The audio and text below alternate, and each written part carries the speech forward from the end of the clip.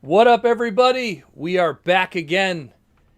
It is a Transformer Slag podcast live stream Saturday night main event.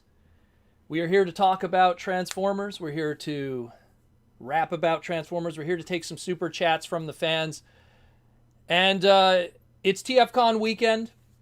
I couldn't be there. It involves crossing a border and all the hectic craziness that a Canuck like me would have to deal with during the craziness in the world today. So we have a special one today. We're going to talk about Transformers Legacy. And if you notice to the right of me over here, for you guys, we also have a special guest with us. The pretty lady of the Transformer world, Christina, is with us today. How you doing, Christina? Wow, you put me in such a spot for with that introduction. Yeah, if people notice if I'm wearing a headset, it's because we have a guest today, and it's a complicated system that we have working here. So we're going to talk about everything that happened with HasCon this weekend from the Transformers side of things.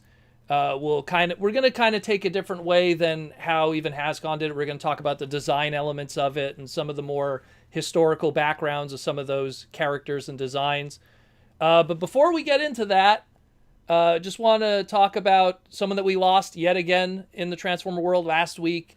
It was the CEO of Hasbro, and this weekend, unfortunately, we lost Jack Angel, voice of Season three's Ultra Magnus, Astro Train, Omega Supreme, Smokescreen, and many more. For me, it was also the Flash from Super Friends, one of the better example, and Samurai. What do you remember, Christina, of this individual? Because I've met him, like more than like 4 or 5 times now at this point. Let's see. Of course, for everyone film who are film nerds out there, he is prominently well known as the voice of Teddy from AI Artificial Intelligence, which is one of my favorite roles that Jack Angel has ever played. Um, I like that you mentioned Super Friends because I also grew up watching that show. He was also Hawkman for a Yes, while. that's true. hmm And basically a bunch of other stuff because he's done a lot of like background or like additional voices for Pixar, for Disney, and a bunch of other big animated films. Uh, he also he also filled in for the late Jonathan Winters for the Smurfs films. Mm. Uh, he even actually told me about this at TFcon, the first and only time I've ever met him, that he was the voice that they would go to do all of Jonathan Winter's lines, even when Jonathan passed away himself around that time. Jack filled in, did all the scratch track before they found another celebrity to replace him with. But normally the person the studio would go to and go, you have to do all these lines. But yeah, he was basically, I think, the second to last current Papa Smurf in that franchise. And he's a pretty tough guy, too, because I remember the first time I was supposed to meet him was he was going to be at BotCon 2011 in the West Coast, and he had to cancel because of health reasons. And I Mhm. remember us going like, uh-oh, because I believe at the time he was probably in his early 80s. And well, I mean, that was 2011. Another 10 years passed after that, and he was doing pretty good. But he passed away October 19th, 2021, just a few days ago at the age of 90. Apparently, he was 5 days away from 91 from his birthday. So, Yeah. long lived life. Rest in peace, Jack. You did a lot of good stuff, and you won't be forgotten. Anyone who got to meet him through all the different TF cons, and I believe he was at one BotCon in the past. The one BotCon, then you were lucky to meet a very rambunctious and crazy dude. So that's it, more or Uh, less. So rest in peace, Jack. So we're going to jump into now all the legacy stuff. We're going to try to, like I said before, do it from more of a design element. Some of the people that worked on this stuff were actually Western developers that I know personally. So we'll have some line art here, even to show you guys and everything. So the first one we're going to jump into, and it's Transformers Legacy Deluxe Class. We're going to do the Deluxe classes first here. The Deluxe Class Transformers Legacy Autobot Skids. Uh, this is really harkening heavily on his Generation 1 design. The Honda City, which was a very popular Japanese Honda car in Japan, really wasn't that popular here in America. Its much larger cousin, the Civic, really took off over here. What's cool about it, though, is that it shows us the ongoing gimmick that's going to be prevalent in this line, which is an energon weapon of some kind that has a whole bunch of different plug points and can be put all over the place. In this case, it's shown as being like even an axe or a gun, or it could be attached. A lot of these figures are going to have all kinds of 3mm plug points on them to probably have some creativeness.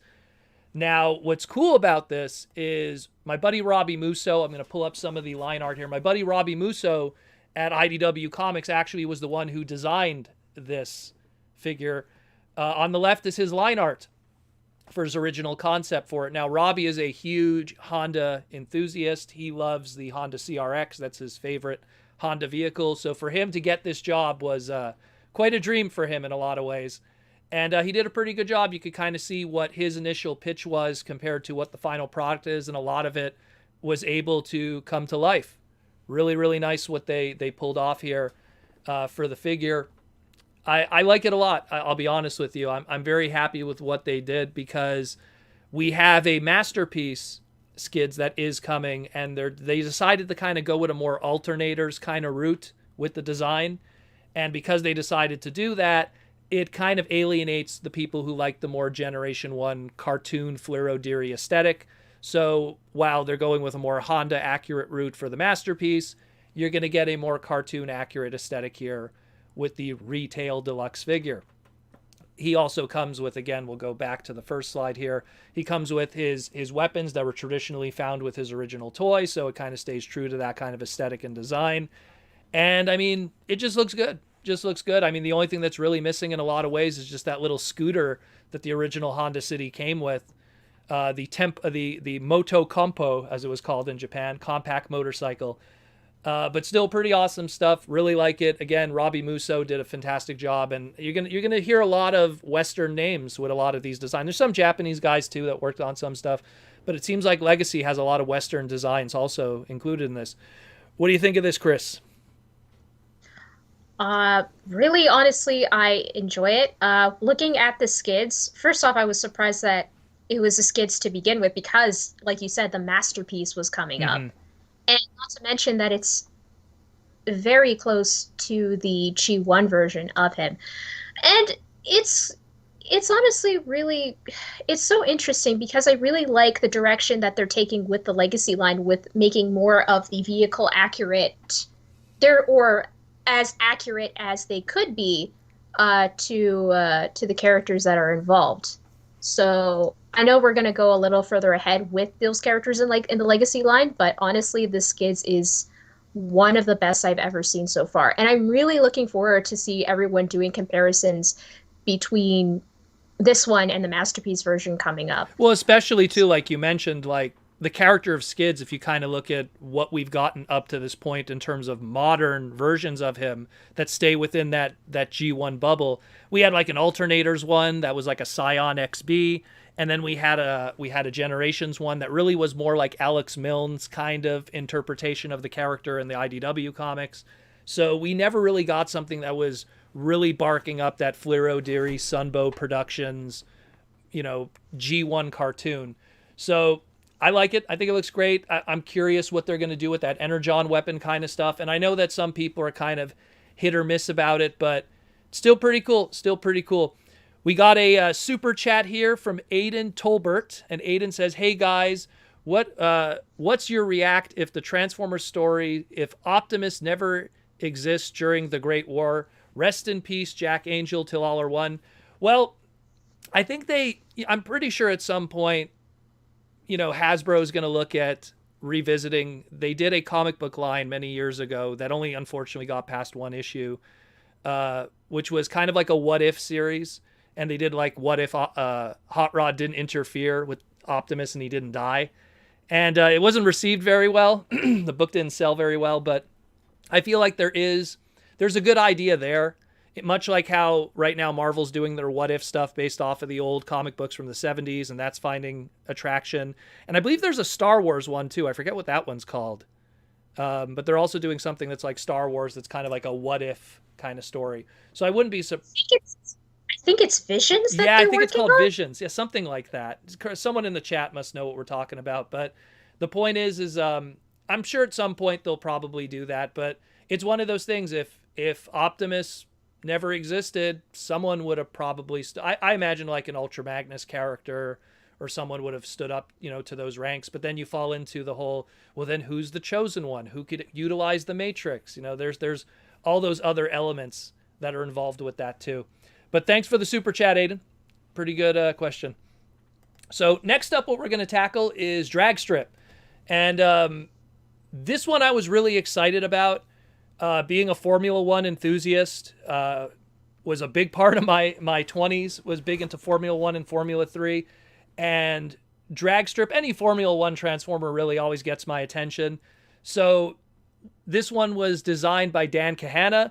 Dan Kahana, longtime Fun Publication, BotCon. Man, he did a whole bunch of stuff. Even IDW here and there. He did a few books. He did a lot of stuff with Devil's Due. So he got to design this one, and his obvious direction that he went with also was a more Fluoro-Deary animation accurate kind of drag strip. What I really like about it, and I'll mention it in the second slide afterwards, is his trueness to the original drag strip alt mode. Now, the thing with drag strip is because of how Transformers are, and it's always like, well, you got to repaint it into something later. You got to retool it into something later. And drag strip was always forced into this kind of thing where he had to be a two-wheeled Formula One. And I'll just pull up the second image here. The original drag strip, the 1985 toy, the animation model, was based on the very famous and short-lived Formula One Tyrrell P34, which was the first and only six-wheel Formula One car with a V8 engine on the back. Very unique design. It was an idea by Goodyear and Elf, where they were like, well, if it had six wheels, then it would, there would be less overheating on the tires, and maybe it could corner better. They were unfortunately kind of wrong, because one of the flaws is when you have to go into the pit to change tires, that's more tires you have to worry about. That's more crew members you have to hire. And in Formula One, there is a cap in how much money each team could spend. So that kind of screwed things up for them. And it was a short-lived idea, but that idea lived on in the drag strip character. And if you look at his original toy, that's what it sported. Unfortunately, afterwards, it's like, okay, now we're going to make more drag strip figures. We have these Mirage molds. Let's just do repaints. And drag strip went from a rear engine V8 six-wheel Tyrrell Formula One car to just whatever Mirage was going to be, which, Mirage was always going to be a four-wheeled open-wheel Formula One. So it's nice that this one goes back to that origin. The rear engine, the six wheels, all those little details. I really appreciate that Dan went that route to do that. That's pretty freaking cool to pull that kind of past, and leave that there. And I feel the way that Transformers are anyways, we're seeing such extensive retools anyhow. Like, you see toys that practically they're supposed to be repaint retools of each other, but you barely see the difference between the two of them because there's such big remold changes to them. I could see them getting rid of two wheels and making another character out of this if they need to. Like, I think they could pull it off still. So that's really cool. It really, really is. What do you think, Christina? Sorry, I was muted for a moment. I'm sorry. It's funny that you mentioned Dan, because my Megatron poster is just right at the wall over there.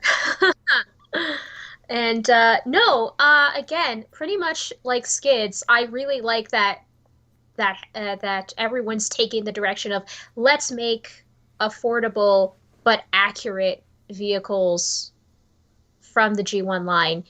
And now that when you mentioned it with Mirage, yeah, because like I see all like previous drag strips, and really just the G1 toy is the only other thing that I see that using the Formula One Tyrrell. But other than that, I don't know, because I'm very curious on like what they're going to do with this mold in terms of like future figures and future retools, because of course this is one of those things where it's not going to go away. Well, But as someone that, like, again, obsesses over Formula One Transformers, every time there's anything that's a Formula One Transformer, I'm like, oh, I want to see what this is. Every single one, whether it be Slapdash or Counter Arrow, or, I mean, trying to think of some of the more obscure ones, Road King from Master Force, Heatwave from Rescue Bots in the third season, they're always going to be, because it just is what it is, four-wheel Formula One cars, because that's what they are.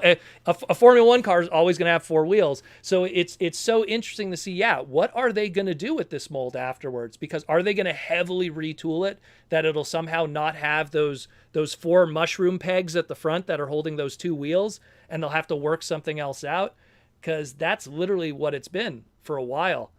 That's hmm. what it's literally been for a while. We have a super chat here from Detective Ferret. He says, I think Legacy, Prime, Bulkhead, and RC look bad. Don't worry, Detective. We'll get into those really, really soon.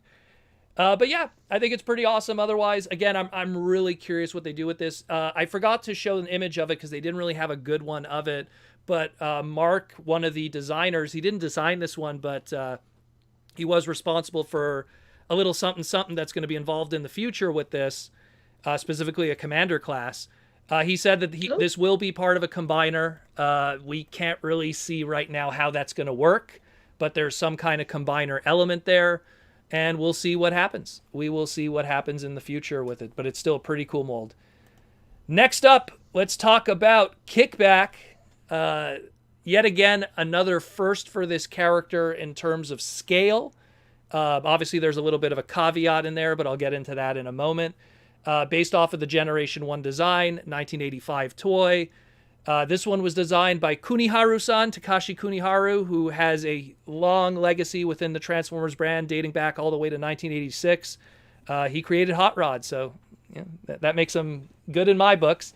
I think it looks really good. I like that Kuniharu-san, if you look carefully on Kickback's chest, it looks like there's a hinge for the clear cockpit on his chest, which throws back to the old Diaclone Microman driver concept.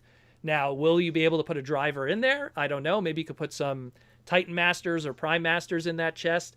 They didn't mention it, but it looks like there's a hinge there, and that chest opens up. And if you look how Kickback works in his alt mode, it works perfectly as some kind of cockpit for something. So we'll definitely see what happens with that. I really like it. I like that he comes with those little... When I first saw his Energon weapons, they looked like two slugs, like these two purple slugs, but they're just like, I don't know, some kind of swords that go over his wings to kind of make some kind of weapon. They wanted to add that extra Energon element. There's Decepticon Energon, there's Autobot Energon.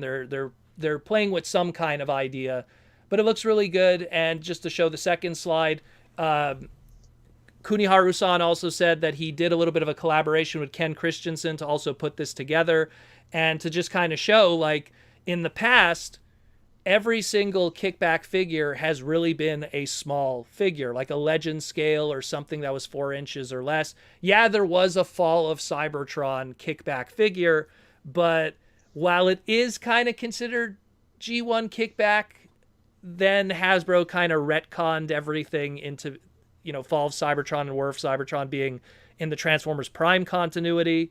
And as a result of that, I guess that explains why they're all deluxe classes, because if you look how Hardshell was in Transformers Prime, he was jacked, he was huge. So I guess that explains why this Kickback in Fall of Cybertron was a deluxe class and doesn't really count. But again, if you look at all the others, the original toy, the Titans Return one, and of course all the Tiny Titans, Decoys, Robot Masters, those are always going to be small, but he always was a small character. So to finally get all of these Insecticons now be a deluxe price point, much like what they're doing with the mini bots with Huffer and Cliffjumper and everybody. Pretty exciting stuff, and I'm sure people are looking forward to Shrapnel and Bombshell in the future, and hopefully they'll keep that same kind of aesthetic and style across the three of them, so it'll be a nice trio to have together. What are your thoughts?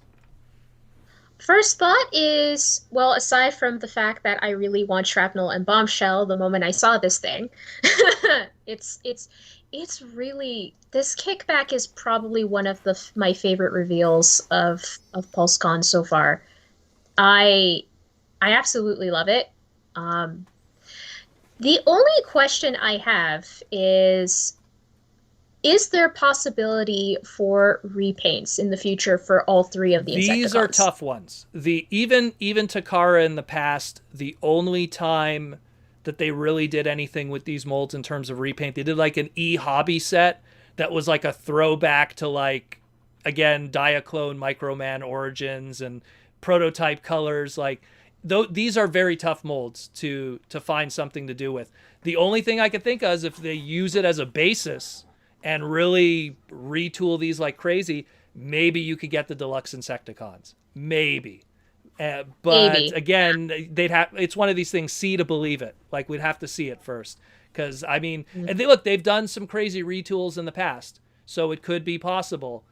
But Mhm. I'd have to see it to believe it, because like a lot of those, unfortunately, a lot of those like Ransack, Venom, Yeah. Barrage. The problem with them is they don't have the same kind of transformation schemes.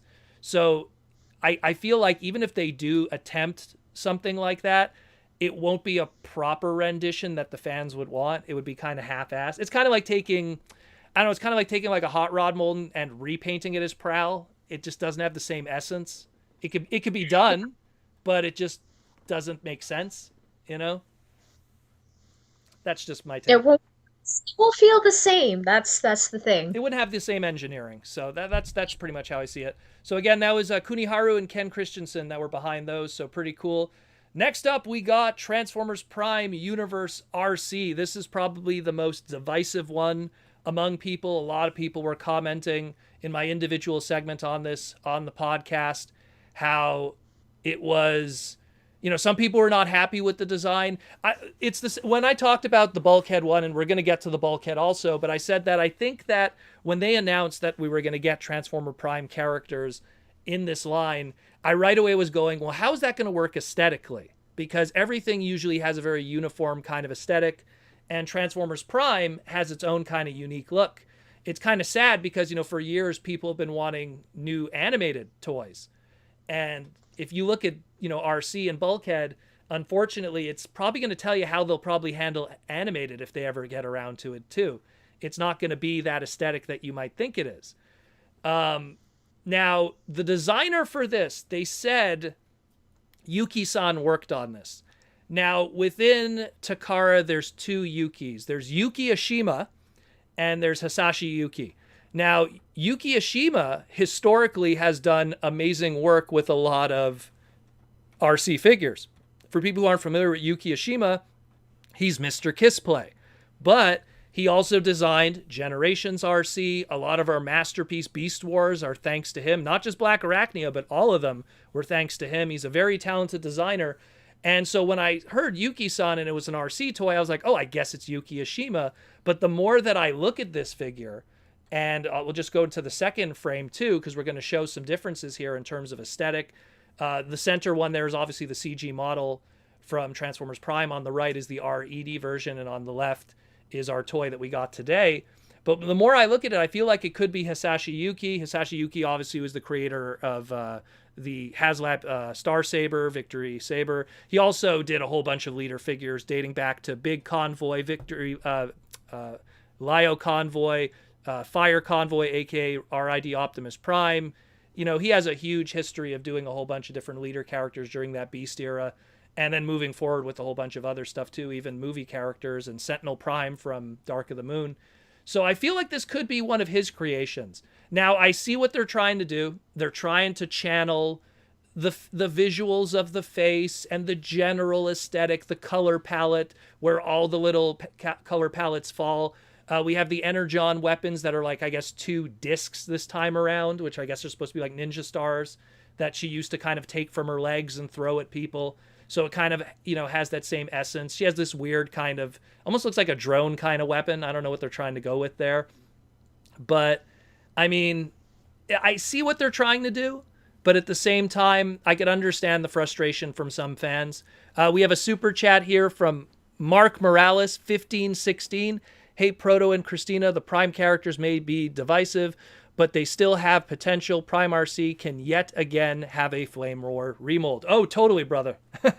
Totally. Like, there's going to be a lot of repaints of this one. It's something that part of me feels that also the reason why it's a little more blocky is because we're going to be getting combiners in the future. And you got to think long game. You know, there's two motorcycle transformers in the combiners. You know, there's like, and both of them are going to obviously require heavy retooling from this in order to achieve that. But considering the combiners are confirmed to be deluxe classes for the limbs, I wouldn't be surprised if RC is turned into something, you know, maybe Groove, you know, from the Protectobots and Defensor. It's a possibility. But that being said, you know, if people aren't happy with this more blocky design, I refer back to the, you know, right now on the shelves, we have Transformers RED, you know, RC. So if you want that more feminine body, sexy RC, it's out there on the shelves right now. Does it transform? Unfortunately not. But it more gets probably what you were hoping for in terms of the design. Otherwise, I'll be honest with you, there's like 3 or 4 vintage Prime RC toys that are out there that are probably not too expensive. I mean, I'd have to look into it, but I don't know. What do you think? I completely understand where Prime fans are coming from. Now, I wasn't a big watcher of Prime. I did see some bits here and there. And when I first saw this, my of course my first thought is like um it's quite funny because you mentioned Groove and that was my first thought. I'm going, "Oh, will this be retooled into Groove?" Which is kind of why they decided to sacrifice like most of the body because of the potential repaints and retools for the future. And it is unfortunate that RC was the first one to be revealed rather than anybody else. And I get that because they revealed Bulkhead, they're going to reveal RC because she was one of the main characters of Prime in the first season onward. Other than that, I like it. I think maybe they also wanted a female presence in the launch of the line. It's possible. Yeah. Much like how when they launched Kingdom, Black Arachnia was in Wave 1, you know? So I think that might have something to do with it too. And that Black Arachnia is as good as it could be for King. Yeah, exactly. So it's kind of the same thing with RC. I know that comparing it with the first edition version is, yeah, it's an apples and oranges situation. However, the fact that the Prime toy line in its first year was already basically home runs. I have like a Starscream somewhere. And honestly, if you guys really want an RC, you have to go find the original Prime toys because my opinion on that is that the RC, as well as most of the other characters, were already perfect from the get-go. Yeah. I mean, I get it. You want to get another one. I mean, I always want another Beast Wars anything, any time of day, and now we're having that. But you know what? This is not the only RC, and you have to think about of course, the long game. Who is RC going to be repainted or retooled to? I do want a Groove. That was the first thing I thought of, and I'm hoping for a Flame War. I'm hoping for other characters, like Ransack would be interesting. Anyway, but yeah, that's all my 2-3 cents of it. Yeah, and I agree with. I feel that if they are going to stick to female characters and not dip into the G1 pool and do heavy retools, it will be a Flame War. It will be, they did also a Nova Star from this, like a Nova Star Firestar kind of character too, from Bakon using the Prime RC. I think it was the RED version. The second release, I guess we'll call it. So there's already kind of repaint potential that's in there. And also from a trademark standpoint, if they want to use the name Flame War again, if they want to use, again, Nova Star or Firestar or whatever. So it's there. It's there. Again, we'll see in the future. This was the one that a lot of people were kind of not too happy about. And going from one Prime toy to another, now we're going to go into the Voyager scale. Let's talk about the Bulkhead himself. This was designed by Marcelo. Marcelo was the one who put this one together. I swear, when I first saw this, and I'm not the only one, I thought they brought back the old, like the first generation's Inferno mold and just kind of made Bulkhead out of it. Because, I mean, like that mold's been like every color of the rainbow except green. And I was just like, did they do that? But no, this is a brand new mold. Again, like I mentioned before with RC, a fusion of characters in terms of that evergreen kind of design mixed with the Transformers Prime flavor leads to this happy medium. It has Minicon ports on it, which we already know we're probably going to be getting Minicons in the future at some point because Legacy is going to be celebrating all of the brand.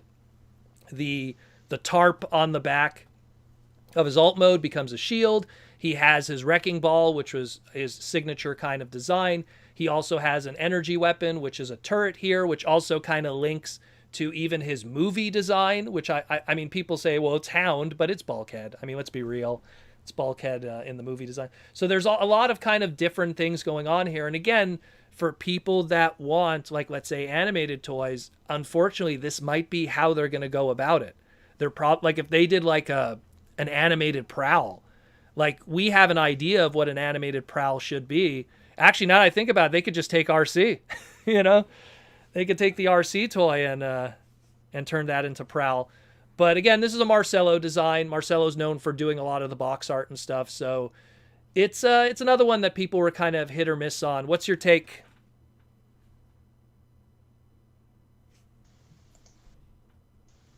Sorry, I had to unmute. I gotta stop doing that. It's okay. Sorry. Anyway, what was interesting is that with this Bulkhead, I love the fact that everyone just went to Photoshop and had their own ideas of what potentially Bulkhead can turn into. Someone put in a Strika recently, which I found very interesting. Yeah. Yeah, it's quite interesting. Yeah, no, I think it's basically it's one of those, it's the best they can do with the Prime toy, very much like RC. I know that there were people that were disappointed in it because it's not as accurate as either the first edition or the other Bulkheads that came after. But other than that, I see a lot of potential with that mold, and I feel that that's what's going to end up happening. Much like RC, there's just going to be so much to do. And now that you mentioned Generations Inferno earlier, I actually wouldn't mind seeing an Inferno from this mold. Well, it was funny because like I was thinking about it, I'm like, okay, Inferno's red, and then they did a hotspot one that's blue, and then they did Pyro that's kind of pink. I'm like, it's a Power Ranger team they were building up, and now we finally got our Green Ranger, I guess. I don't know. It's kind of weird. It is. But other than that, my silly little thing is, well, if it's not an accurate Bulkhead, my personal wish is that I want an Onslaught out of this mold. I don't know why, even though it's not remotely the same. The rumors that I was seeing online is that supposedly this is a mold that's actually shared with a Prime Transformers Optimus Prime. And then some rumors were saying, oh, that's actually a misconception. It's actually Energon Optimus Prime. And I was like, ooh, I could almost see that. You know, I could almost, like that fatty Optimus Prime, I guess we could call it, Fatimus. But again, it's all rumors. There's listings online that say it's Transformers Prime, Optimus Prime, that's also a Voyager that shares this mold. Again, it's one of those see it to believe it kind of things when the time comes. But yeah. I see a lot of potential with this Bulkhead. Yeah, I think maybe it's one of these things where, and Hasbro has done this in the past, where they look at a mold, and they started doing this like as far back as Energon even. They would look at a mold and go, that's a great Huffer, but we're not going to do it as Huffer first. We're going to do it as, Armor Hide. And they do that because they put out a brand new mold. People buy it because it's a brand new mold. And then they put out the better thing later. And then they made a second sale because now you're going to buy that better thing. Where chances are, if they gave you, like, let's say the Strika, right? And it looks amazing. People would buy the Strika, and then if they did the Bulkhead afterwards, people have been like, I already got the Strika. The Bulkhead's kind of ugly. You know what I mean? So in this case, they might make two sales if they put the ugly one forward. And again, it's totally subjective. Some people might love this design. Some people might hate it. Me, I'm kind of in the middle of the road, mostly because I think I need to see it in person. I think that it's such a weird design for Bulkhead. Bulkhead's always been round. You know what I mean? Even in animated, it's always been a round kind of, like if you have the silhouette of Bulkhead, it's always an oval shaped kind of transformer. And to see something that's so boxy, I guess that's probably what's not sitting well with a lot of people. I think that's why, but for me, I had the opposite reaction because that it's a boxy silhouette. I'm like, I actually like it, but then again, I wasn't that invested in Prime as everyone else in the chat right now, so that's why I thoroughly am like, oh, I'm looking forward to seeing what other stuff they're going to do, even if Hasbro's going to take creative liberties about it. Yep. But Clyde Leonard, thanks for the super chat, buddy. So the next one we got here is this one's from Lenny Penzica. So Lenny Penzica is now the current senior design manager of Transformers. He took over from John Warden, and his first design on the job is that of a leader class. We're jumping to the leader classes now. Leader class Laser G2 Optimus Prime. While this isn't the first time that we've had this character done in the modern age, there's been deluxe scale ones, Voyager scale ones. This is the first time we've had a leader attempt. Looks pretty good. There's a lot of fine details there, a lot of extras that I didn't even expect. Almost kind of hard to believe that this is a leader class because there's a lot of stuff going on. Almost something like I'd expect from a commander class in terms of the price point. But I don't know, maybe it's going to be a tiny figure, but I really like what I see. It comes with his laser rod sword. Obviously, it doesn't light up, but it still uses that clear energon kind of gimmick. He has a clear disc kind of weapon that turns into a energon mace. The disc kind of doubles as an homage to the disc launching gimmick that the original G2 laser rod Optimus Prime toy had, as well as his black repaint, which we'll get into in a moment. He has the classic oil tanker design. Kind of missing some of the details like the original G2 toy, but I'm pretty sure Repro Labels will take care of that in 5 seconds and fill that market. I love how it makes the base mode. It isn't just a traditional like Optimus, like Rodimus opening trailer or the original roller. It stays true to the original base mode that was done back in the day that had a different kind of way that it opened up. Love it a lot. I love all the little details inside the base mode. It has this little red weapon that detaches and becomes a gun. And then we learned afterwards, his chest opens up. You could remove the Matrix of Leadership, which is a throwback to the Japanese origins of this toy and the manga stories with that. The Matrix could be attached to the sword. It could be attached to the axe. So it kind of has that cool, Prima, Star Saber, with the Matrix on the hilt thing. He has these pieces that open up on his shoulders that have missile launchers, which is another cool element. Again, you got to really see that more in practice with the Scourge Black Convoy design when it was in Car Robots in Disguise 2000. But it's a fantastic toy. Lenny really knocked it out of the park. This is his first design as the senior design manager of the Transformer brand, taking over from John. So looks really good. I like it a lot. And I'm sure I'm saying the same thing everyone else is. We're waiting for the black repaint. What do you think? Exactly. I'm waiting for that Scourge, like, now. But yeah, no, this is a really good first impression for Lenny because, oh my God, there is a lot to unpack here, literally with that oil tanker. Wow. That's all I can say because I did not expect a Laser Prime in, well, I should have at this day and age, but I didn't expect another one. And there's a lot. Yeah, I'm surprised it's leader unless it's going to be much larger than the average leader class, or it could be just the size of a small commander. But honestly, this is just so gorgeous. And yes, I'm waiting for the black repaint. It's going to be better. And I hope it actually comes with something else included, but we'll see what They'll happens. probably change maybe the translucent weapon. Like, we might not get the axe, we might get something else. And again, if it has a matrix in his chest, that's an extra wrinkle because, again, Scourge didn't have a matrix in his chest. We got a super chat here from WTF. It's Juan. And Juan wants to know, hey, Proto, since it's confirmed that we are getting a Menasor in the Legacy line, it's going to be our commander class, what other combiners would you like to see in Legacy? If we're not talking Japanese stuff, if we're talking just kind of the classic Scramble City G1 Western combiners, I always fall on Defensor and the Protectobots. They've always been my personal favorite, mostly just because of the diversity that it has. I mean, I'm a car guy, but Stunticons are all just sports cars. Aerial bots are all just, planes. I liked as a kid Defensor because you got an ambulance, you got a motorcycle, you got a helicopter, you got a fire truck, you got a police car.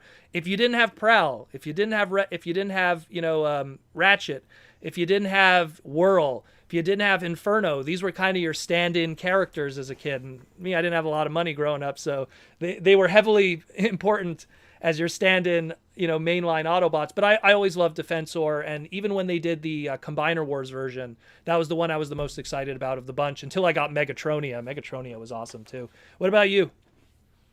Exactly, same answer, Defensor. I was thinking about it today because I wanted a new Streetwise. Yeah. I'm going, I need a new Streetwise. When can I have one? Yeah, well, that's just it. And Streetwise's Combiner Wars version wasn't too bad, but again, kind of also stuck with, it's going to be a repaint of a million other molds. So it kind of had to share a lot of ideas where hopefully if they do get around to doing a Defensor, maybe everyone will kind of get its own unique shake at it. And that'll be pretty cool. Hope that answers your question, Juan. Nice. But yeah, getting back to the laser rod, it looks great. I think it's fantastic. There's not much more we could really say about it. All we do know is it's going to be a closed box this time around. They're going to start doing closed box designs. So that'll be like a full piece of art that'll be on it. And it's going to be something that's going to be standalone in the case. It isn't going to be sharing a spot with anything else.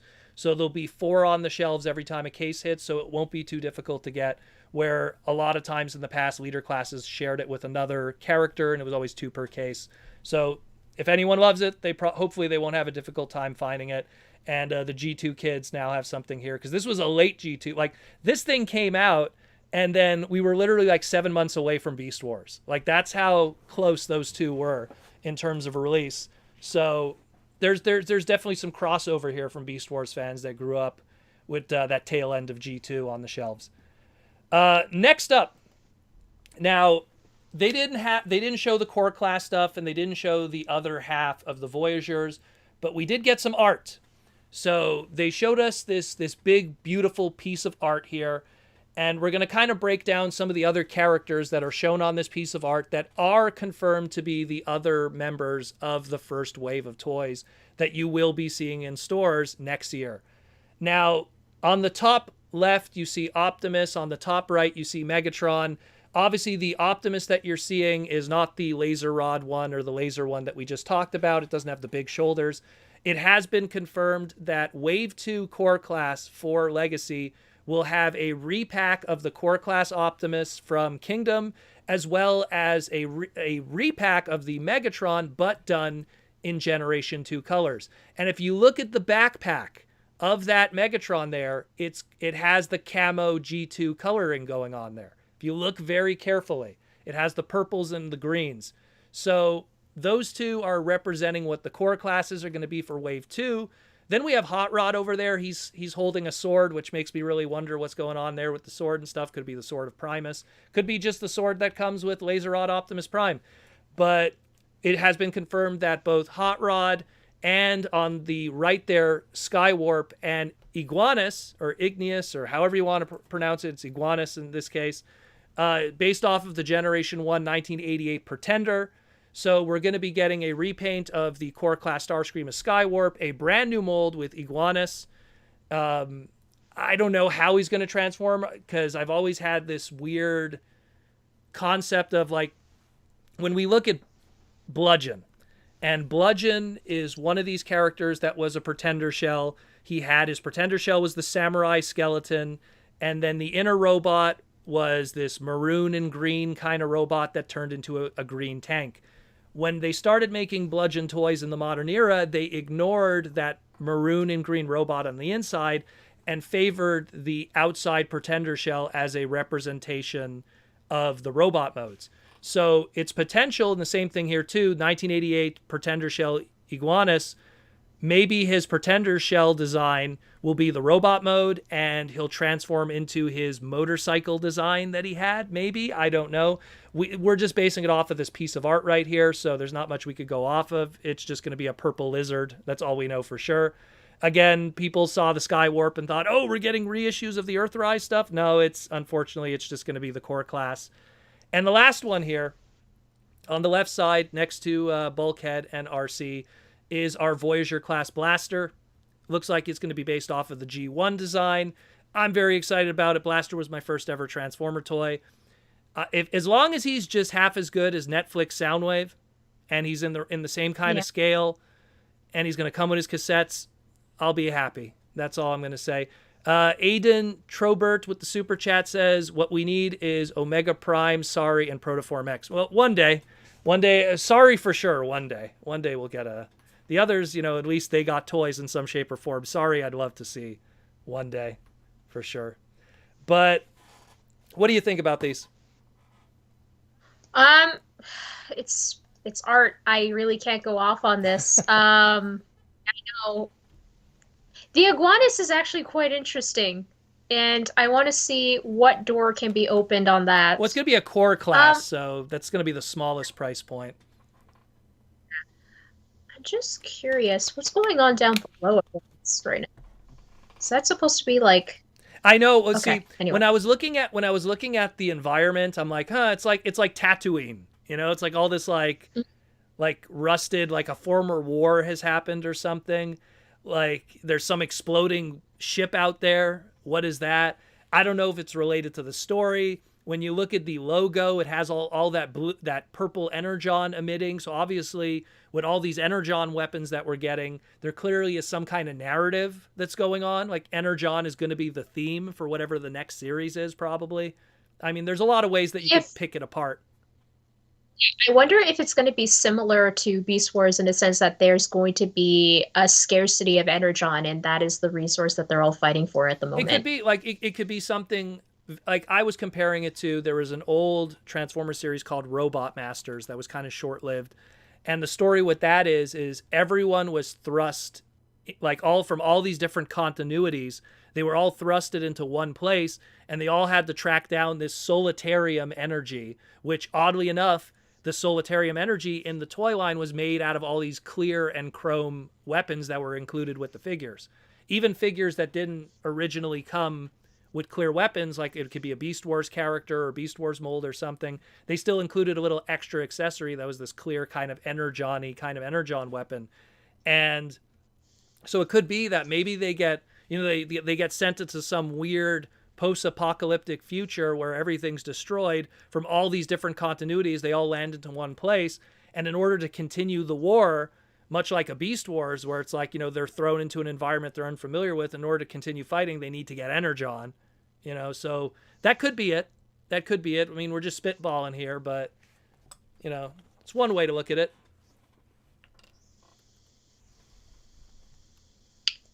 Yeah, other than that, looking forward to Iguanus, looking forward to Blaster. That's pretty much it. And let's see what else they're going to throw at us.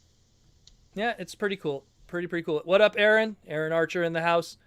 Alrighty, next up we have, so we're done pretty much with the actual figures themselves. They showed also the Hasbro Pulsecon exclusive figure, which was that of the reformatted Galvatron. We knew about this already, but now we finally got some official photos that are nice and clear and everything. Looks pretty good. If you're someone who bought Unicron like I did, I'm kind of put into this situation where it's like, man, I could get the rest of my ships. I mean, I don't even really care that much about the figure. I'm just more about all those little things that come with it. But yeah, what do you think about Tron Galvatron here? Oh man, I didn't know how to react to this other than okay, this exists, but I really do like the little set as well. If anyone noticed, I didn't get the HasLab Unicron. I have the old universe version up there, and this would work.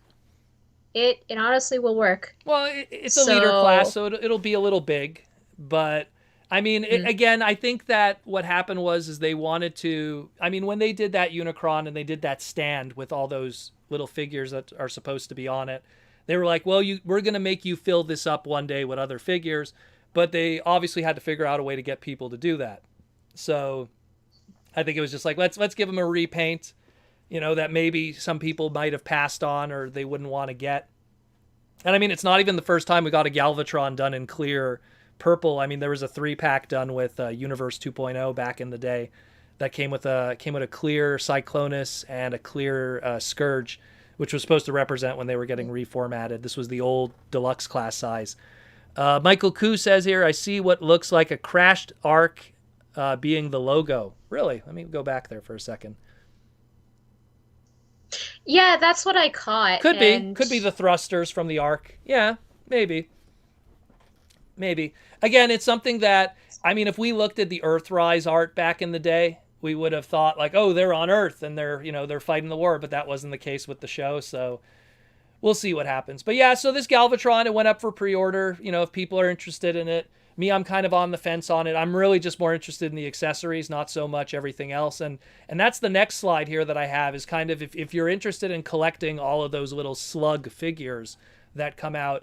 The very first one we got came with the Centurion drone a while back. It came with a white Optimus, or as I call it now, the Dead Optimus, or the Ultra Magnus, however you want to call it, because when the Ark came out, then it came with a red Optimus slug figure. And then, of course, if you picked up Unicron, he came with a red Hot Rod and a purple Galvatron.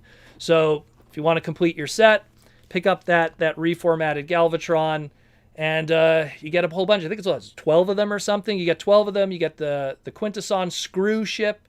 You get the Revenge. You get the Junkion ship, and you just put them on your display next to your expensive Unicron that's taking space in your house. Pretty much. Michael Koo says, and to the left of the Legacy logo, it looks like a crashed Axelon to me. Are you serious? Let me go back now. I wasn't gonna say anything because I thought I would be wrong. I'm going, that's not the Axelon, is I don't it? know. I don't see it really, but I don't know. I see the Ark. I see what he's talking about, the Ark, but maybe. You know what? Look, when we think about it, how did War for Cybertron, the Netflix series, end? It ended with the Maximals and the Autobots together. Maybe they had both their ships. Maybe they crashed before they got back to Cybertron. Maybe they crashed leaving Cybertron. Who knows? There's going to be some kind of story here. We'll figure it out when the time comes.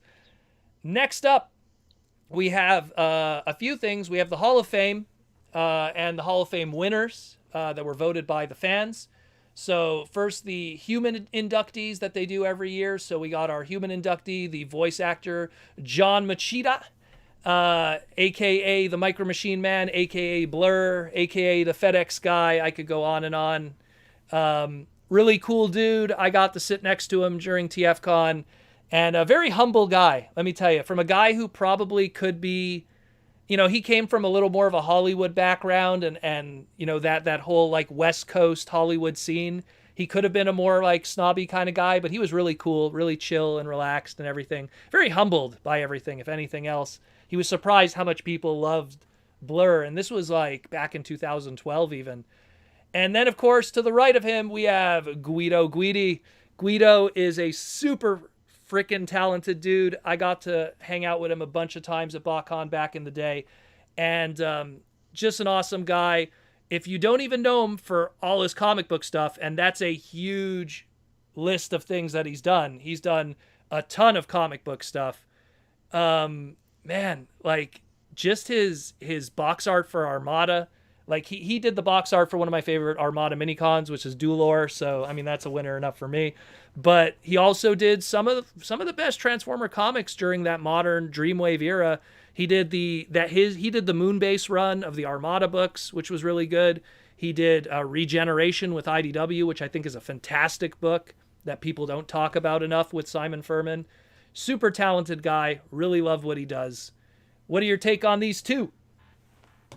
I am very happy that Guido finally got the recognition he deserves because he was one of the first artists I've heard when I jumped back into this fandom in 2005 and hearing about the Armada stuff. And actually it was so funny because I was looking at his DeviantArt the other day before the announcement and looking at his Regeneration 1 covers and I'm going, there needs to be more of that. I know that Casey Collar was doing a lot of like that retro G1 stuff on his Twitter account for a little bit. Um, but honestly, like it's he that was so well deserved. John Machida as well, because yeah, being Blur, doing the Micro Machines commercials and a whole bunch of other stuff. I loved all of the guest spots he's done on Family Guy, and yeah, no, this was I have zero complaints about the Hall of Fame this year. It those were two people that really deserved their spotlight. There's a really good. It's about 3 or 4 minutes long. It's kind of a condensed biography of the history of John. I think it's on the channel Big News something. You'll see it if you just like look up John Machida on YouTube. It's Big News Something's the channel, and he kind of talks about how he got into voice acting, how he got into Hollywood. It's a very interesting story, and it really shows like sometimes it's crazy the story of how it all he just went to a party, and because he went to that party, he met somebody and it changed his life forever. And if he would have never went to that party with his friend, who knows where he would be today. It's a really fascinating story. Check it out when you get a chance. Now, the second half of the Hall of Fame was that of the fan votes. So we had the vote for your favorite Kingdom figure, and then vote for your favorite season one for your favorite season one character. Now, I'll start with the character one first because I kind of understand why Inferno won. Primarily because I think that they probably I think Cheetor probably won, and they went, well, Cheetor's already in the Hall of Fame. And then they went, well, who's second place? And they probably went, well, Black Arachnia. Well, she's in the Hall of Fame. Okay, and then Megatron. Well, he's in the Hall of Fame. Primal. Well, he's in the Hall of Fame. Dinobot. Well, he's in the Hall of Fame. And I think that they probably did a process of elimination. In the end, it fell on to Inferno, combined with the fact that we've already seen rumors that supposedly he's going to be getting a new figure in Legacy. So they could kind of use this as an excuse. And also the fan vote winning character is our latest Legacy figure. They could kind of make that connection because in the past, the figures that have won those votings have gotten that kind of stuff. What's up, David Cabal? Welcome to the Minicon Recruit, being a YouTube member. But yeah, so it's something that I could see that's why they're doing that. I could see that's why they decided to fall on him.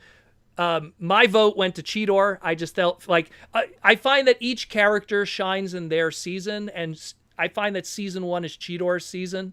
That's my take. I mean, if you ask me who's my favorite character in Beast Wars, it's probably Megatron, but I think that Megatron really shines in season 2. Season 1, he has his moments also. They're pretty funny, but season 2 is when you really start to love him as a character. It definitely wasn't Inferno who I voted for. And there's nothing wrong with Inferno. I'd love a new Inferno figure. His old toy is unfortunately suffering from clear plastic syndrome, as I call it, which is some of them are starting to crack and break. So a new Inferno toy is much welcome. Before we get to Tigatron and the Kingdom voting, who is your voting for the Season 1 character, and what's your take on Inferno? Mine was Rat Trap, and I was actually not happy Even it. Rat Trap. Rat Trap had 2 fantastic episodes. He had Better Mousetrap and Chain of Command, which is he had episodes that really focused on him.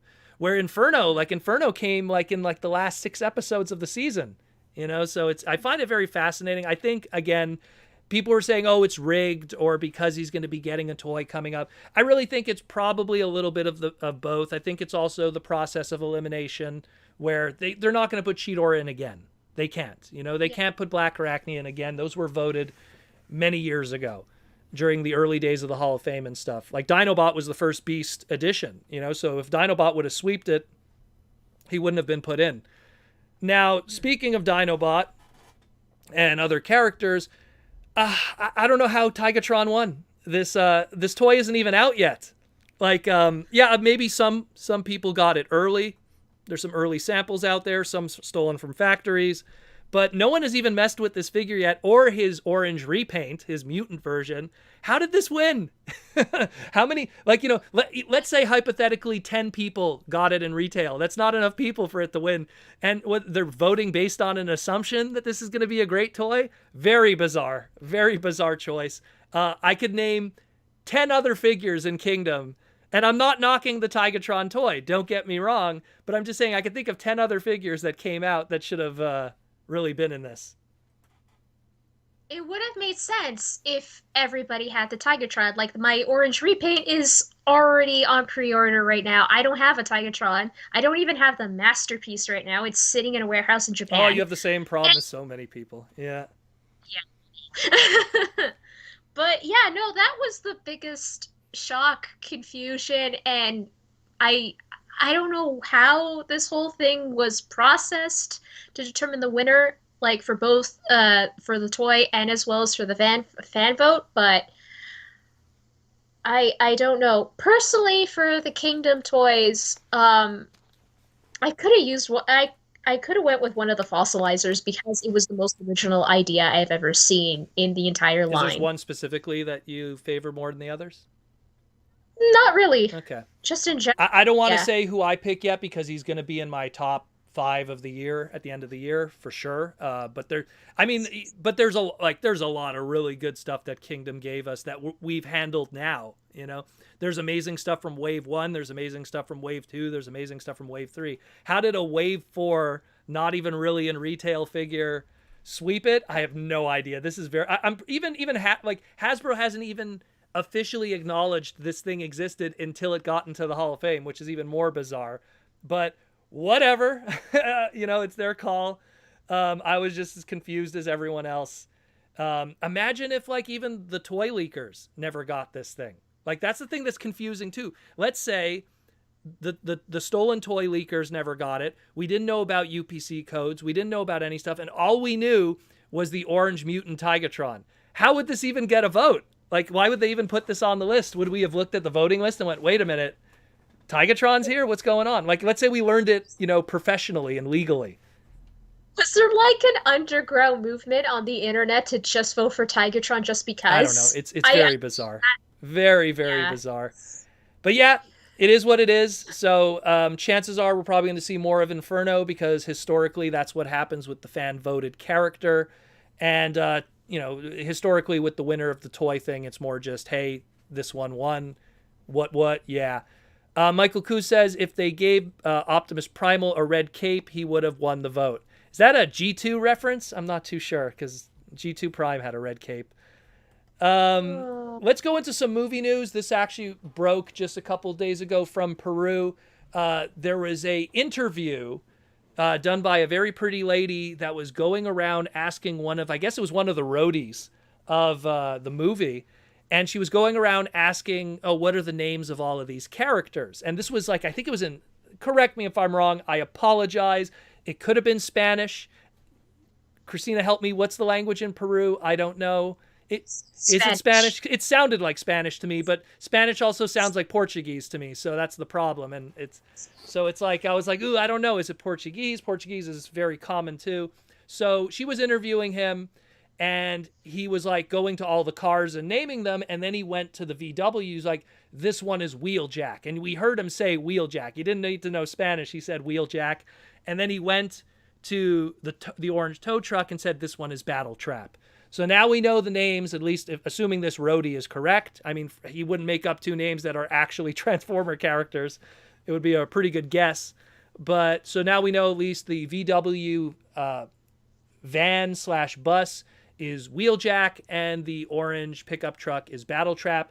I think and I almost believe the Battle Trap one because his trademark's coming up. So he was a 2018 toy. So I think that there you go. There's your trademark save. And the other one being Wheeljack, sure. I mean, when you look at the rest of the team, you got Optimus, you got Bumblebee, you got RC, you got Mirage, who looks like Jazz. Throw Wheeljack in there. You need to have your techie guy who could fix people since you don't have Ratchet. So it kind of makes sense when you think about it. And Battle Trap, again, I think it's just a trademark thing. What do you take on these movie guys? One, I want to ask the chat as well as the Slag Discord. Could someone link me to that interview so I can translate it for Yeah, everybody? it's somewhere. I'll try to find. I think on TFW 2005, if you go on the news segment, someone posted the whole thing. They posted the whole thing, and I'm pretty sure it's it's a good translated. it's a good, like, I'd say, like 15 to 20 minutes too. Like, she goes around, talking to, like, oh, this is RC, this is so and so, but it's very interesting. It's very interesting, to say the least, because now we have a good idea of some of those guys. So again, a little bit of a movie update with some of our other characters. And for people that aren't aware, on the right side is the Terracons, the Skyline is Nightbird, and the Dark Truck, as you imagine, is Scourge.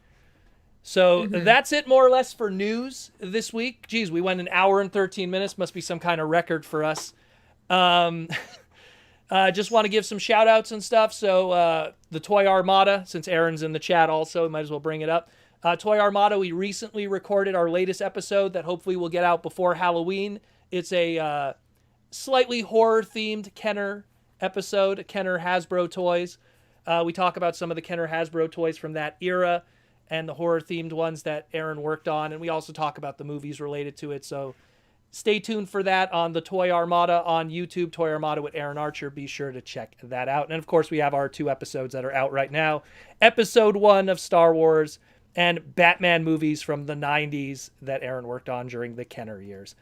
And we got to give a shout out to, of course, Symbiote Studios, who gives us our plush, our pins, and our t-shirts. I'm wearing the Optimus and the pin today. Christina is just wearing something that looks way better than what I'm wearing, but that's a whole other story. Maybe we got to send some shirts to Christina. Maybe that'll make more. That'll move product way more than me.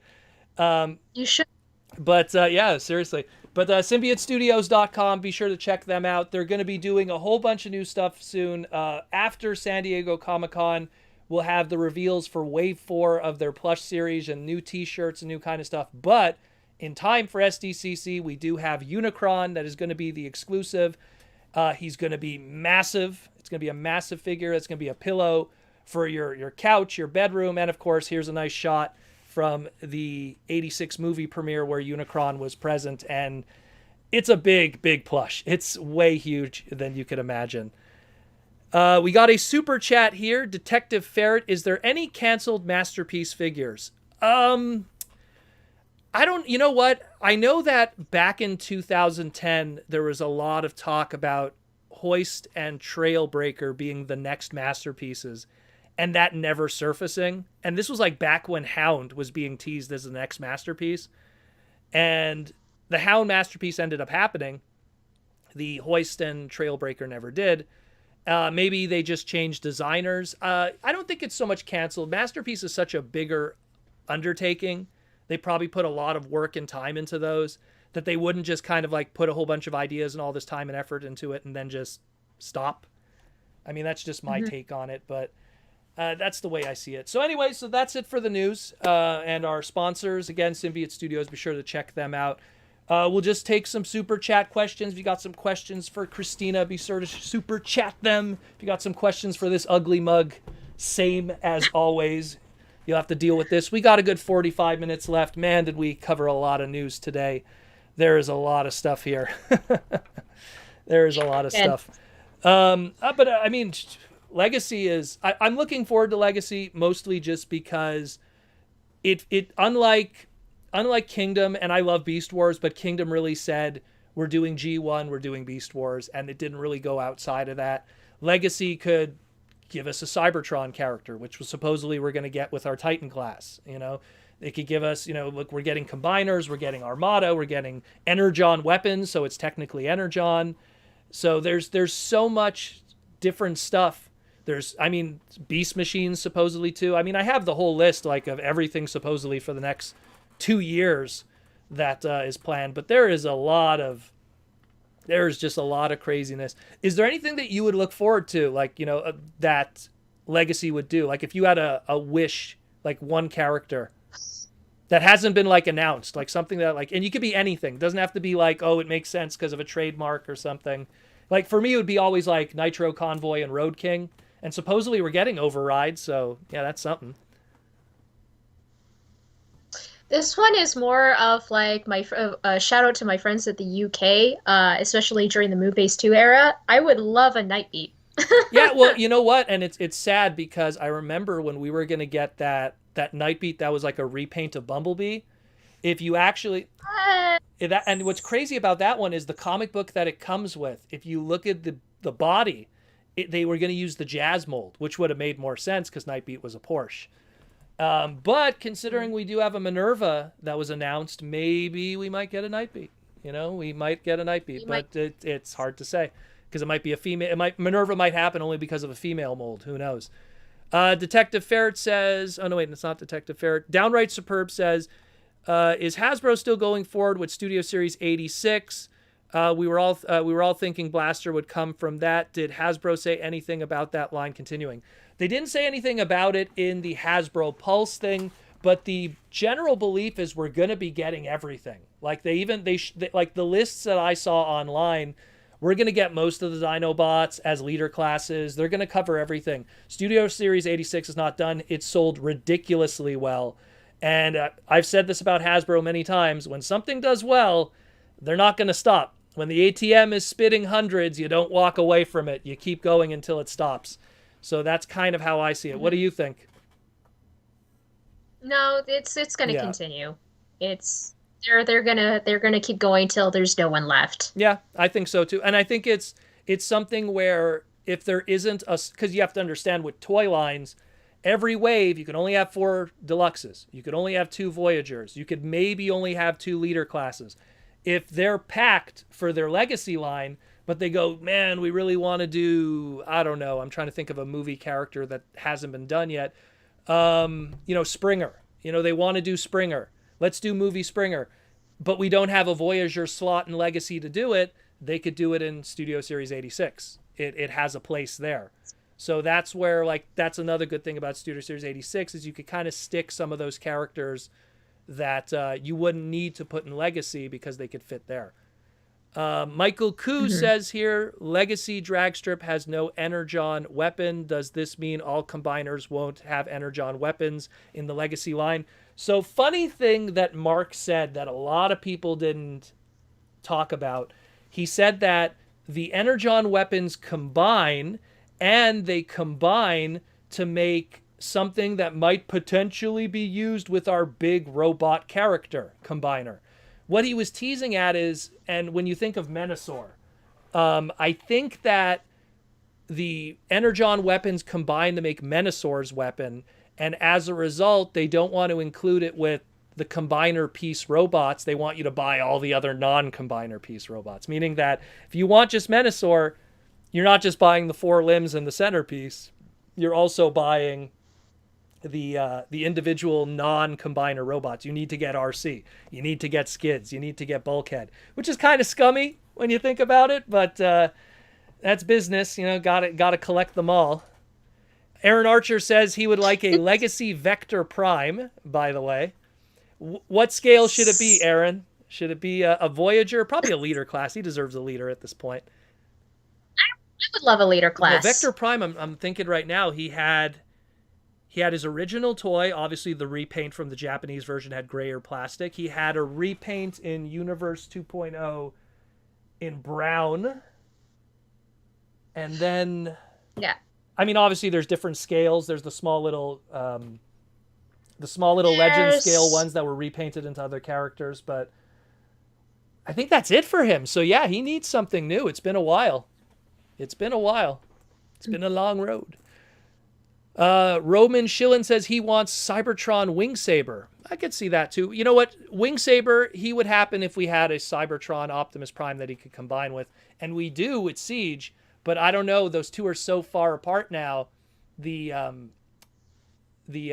cross-sell would be kind of weird to release a figure 2 years after the other one came out and go, hey, you could combine these two together. It'd be like, ooh, I think you'd have to reissue that Cybertron Optimus Prime again or something. The Siege one, the Siege leader class. But yeah, it was a cool design though. We got a gold super chat from the Philippines from J.R. Mina for 250 pesos. I love how the gold super chat freaks out and thinks it's $250. Good morning, everyone. Just a shout out from the Philippines. Hi, Proto and Christina. Wasn't able to join in the past 2 live streams due to health reasons. Oh, I hope you're okay, buddy. Hope everything's fine over there. Thank you for what you do for the fandom. More power. Well, thank you, JR, and I hope everything's okay, my friend. Stay healthy. Stay healthy in this crazy world we live in today. It's a crazy world. What was I gonna say? But yeah. I mean, in terms of other stuff I'd like to see for Legacy, again, I mentioned Road King, like Slapdash, some of those Power Master characters, just because I love Master Force. But now that we know that there's like an Energon kind of element to all of this going on, now I'm looking at the Energon characters and going like, now you could do like Energon Rodimus, now you could do, Energon Ironhide, which was called Roadbuster. Or, Shock Blast and Tidal Wave. Like, even Tidal Wave. Hey, you can get an Energon Tidal Wave in green. There's a few interesting stuff. Or take that HasLab Unicron and paint them black and piss off a lot of people. But that's a whole other story. They would not be happy about that. Michael Koo with the super chat. Do you think Legacy Motormaster will be based on the Amazon semi-truck Transformer? If you're referring to the Transformers Prime, Amazon Optimus Prime, whatever that listing is. No, I supposedly from what has been leaked online, Motomaster is really, really Fluoro-Diri accurate. They went out of their way. Because everything that we've gotten up to this point of that character from combiners has really been an interpretation.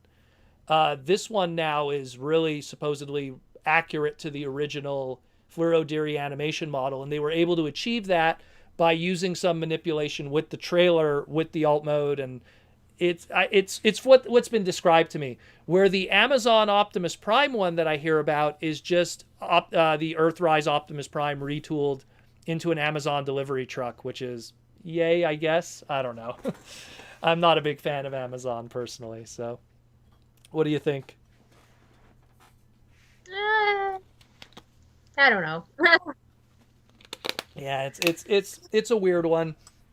We heard about that listing a while back, the Amazon Prime Optimus Prime, but we just never saw any images of it, just listings and stuff. I'm surprised, with all the other stuff, because we learned about that one the same time that we learned about the Draculus, the vampire Transformer.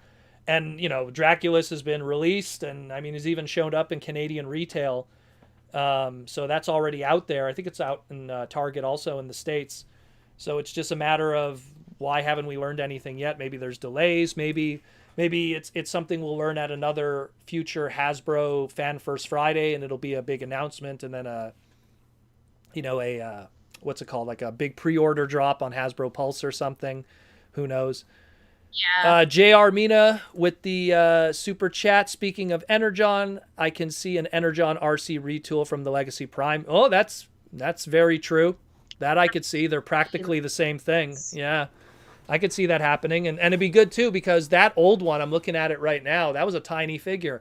And it's funny because they took that Energon RC and they painted it blue, and they used it in the movie line afterwards. And I have it over there somewhere. And it looks like Transformers Prime RC years before we got Transformers Prime RC, when you think about it. I could see that. No, for sure, that mold.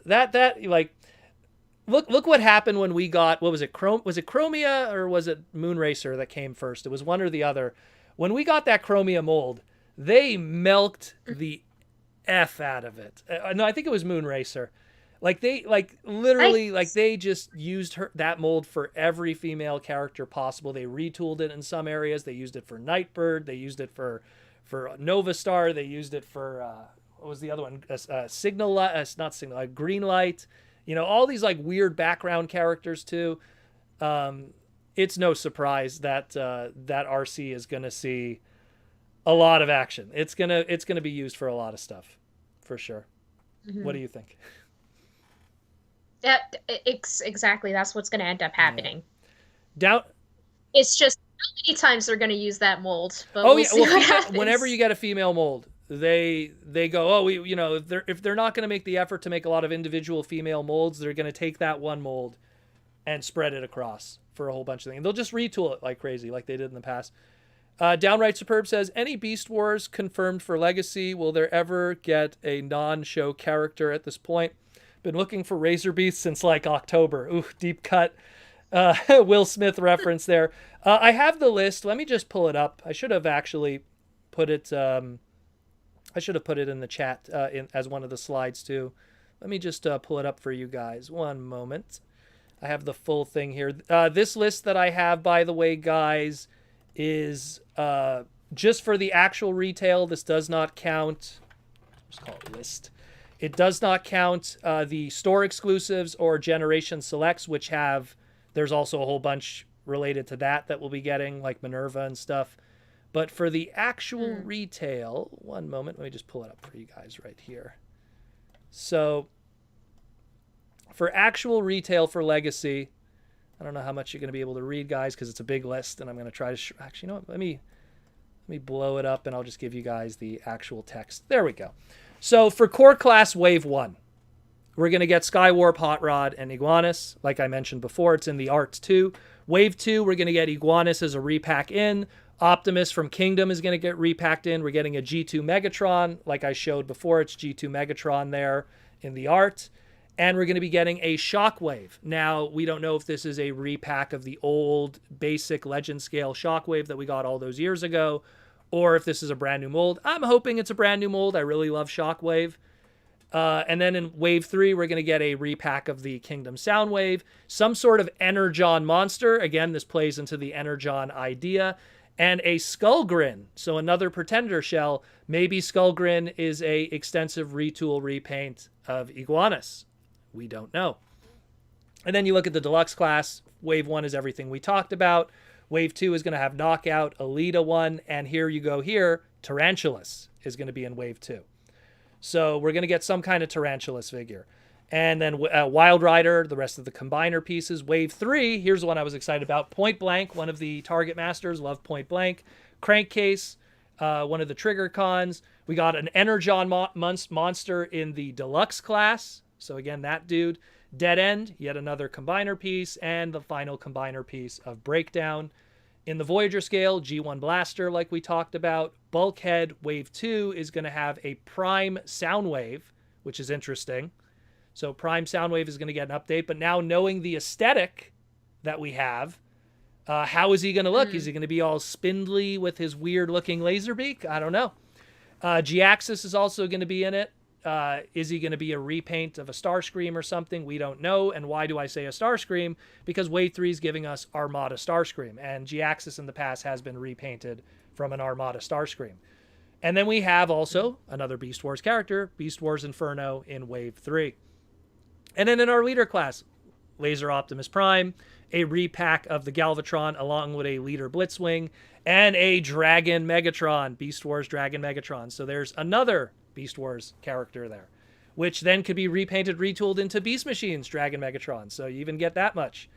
And then, of course, our Commander class is Motormaster, and our Titan class is Metroplex. So there's that list. Pretty much give you guys all of that. I probably should have put it. We have a super chat from Gotcha Gray. Chances of Laser Rod updates.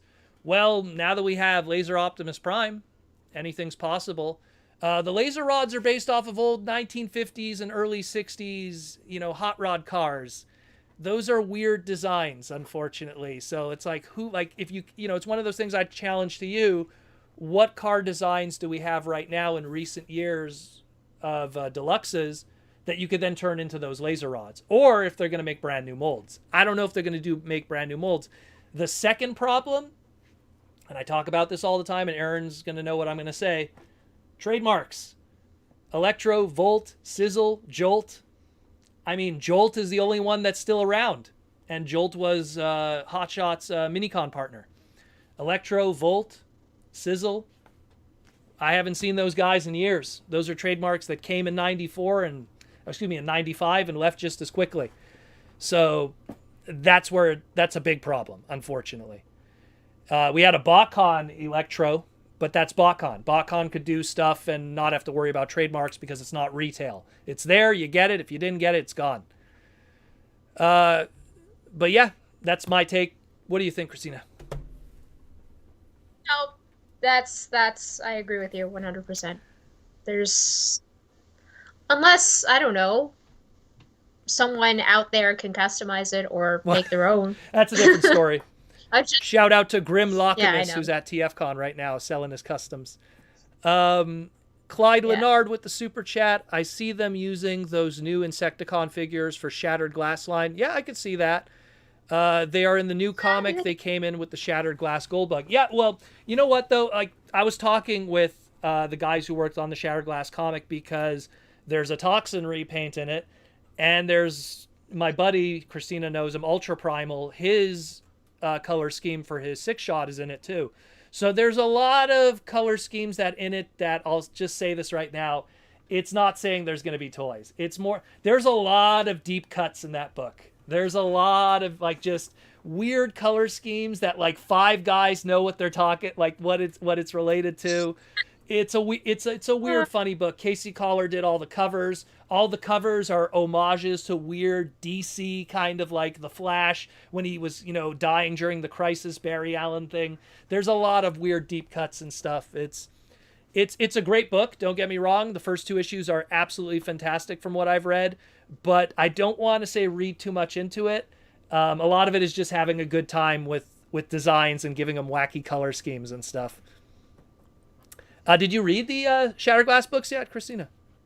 Not yet? Okay. Yeah. Because issue 1 and 2 came out to people who bought the figures. Um, Uh, Downright Superb says, would Hasbro need to a line-wide copyright before they do Transmetals? No, see, the thing is, it doesn't really have to do with a line-wide copyright. Like, when you have a title for a line, you do need to have the copyright. So, like, if they're planning to do, if they're calling the line Transformers Legacy Transmetals, then they need a copyright. But if they do a Transmetal Cheetor, then they don't have to have the Transmetal trademark. They just could call it Transmetal Cheetor, and the only copyright they have to worry about is the Cheetor part. Obviously, they'd want if they have plans to use the Transmetal title in the future for other stuff and for movie stuff and everything, and have it be a line title and a gimmick and everything, then yeah, they're going to want to secure that somehow. And chances are, if they're going to do Transmetals, or even not even counting Legacy, let's say just reissues, because we have all those Beast Wars reissues now. If they do Beast Wars reissues of Transmetals, they'll trademark it, because the Beast Wars reissue line copies that old school packaging, and that old school packaging, I mean, I have one, I could barely see it, but it has Transmetal written right under the Beast Wars logo with a trademark under it. So it's a possibility. It's something to really think about, but that's something, like, we don't have any confirmations yet of any Transmetal characters yet, but we'll see. And that includes also the reissue line. The reissue line already, there's leaks of their future waves, and there's nothing yet. But I mean, I'd love to see Transmetals. It's my favorite Transformer stuff from Beast Wars. Season 2, man. Season 2. It's the best. It's the best. Hopefully, with certain Transmetal reissues, they would try to address some of the Rat Chrome Trap. issues. Rat Trap is Rat Trap is the worst offender of them all. Rat Trap, Ultra Jetstorm from Beast Machines, and those are the 2 worst. I will like those are the ones where even if you just touch them and then you look at your fingers, there's like little. It's like you went to like a rave. It's like sparkles all over you. But yeah, I'll say those. Yeah, Rat Trap needs it desperately. But I remember. I think it was Aaron Archer told me. Someone told me that like Chrome now is really like dangerous to do, and they don't want to do it anymore. Like the process is unhealthy or something. Someone was telling me something. I think it was Aaron. I forget who told me that. But I mean, we'll see. We'll see. That's why we don't see Chrome as much anymore. We see it once in a while. Michael Koo says, will Hasbro use Siege Sideswipe for Legacy, Dead End, Breakdown, and Wild Ride? I don't think so, because they have to combine. They need to have combiner elements. So unless they're taking that Sideswipe mold and adding a combiner element to it, but that would be more of a headache. I think they want to do something straight from the ground up. I don't think they'd want to do. They'd retool it. That would be the easy way out. But that's almost like saying, like, you know, all those years ago when they did Combiner Wars. Oh, why don't they take just not Generations, Universe 2.0 Sideswipe and just use it? But they didn't. They made a brand new mold from the ground up. Where see? I missed one here. Chrome. Yeah, Chrome is Gotcha Gray says follow up accelerators. Oh, I'd love to see the but that's UK stuff. That's super deep cut.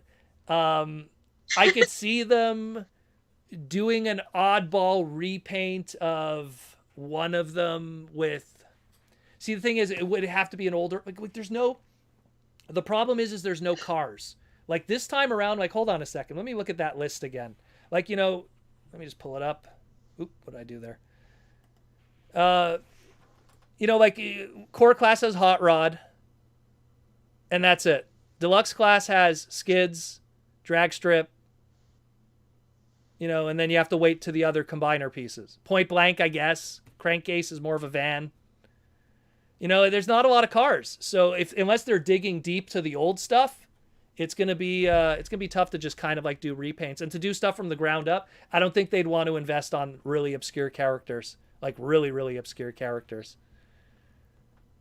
Let's see here. Who could the Stunticons be repainted into? Oh, they'll do G2 repaints. That's the first easy answer. G2 repaints. Then they'll do like you know, they'll do some kind of weird color schemes like with all the other characters because one turns into a Porsche. So you could do some kind of jazz. You could do like look what they did. They had all those Combiner Wars pieces, and then they did that Optimus Combiner, where it was Ironhide, Prowl, Sunstreaker. Who am I forgetting? Ironhide, Prowl, Sunstreaker. Optimus was the centerpiece. Who am I forgetting? Oh my Ironhide, God. Prowl, Sunstreaker. I can't see the leg, because whoever it is, I made it the leg. Damn. Ironhide, Prowl, Sunstreaker. Someone say it. It's going to drive me nuts now, and then I'm gonna have to get up. I can't remember.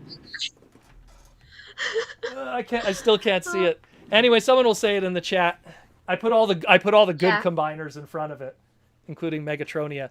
But yeah, you know, like so it's the same thing. They might just do some wacky combiner. When I was still working with BotCon, Mirage, thank you. Oh my God, that's the Formula One.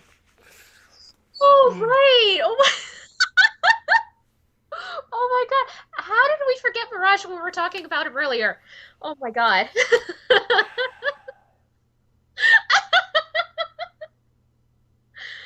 Anyways, goddamn.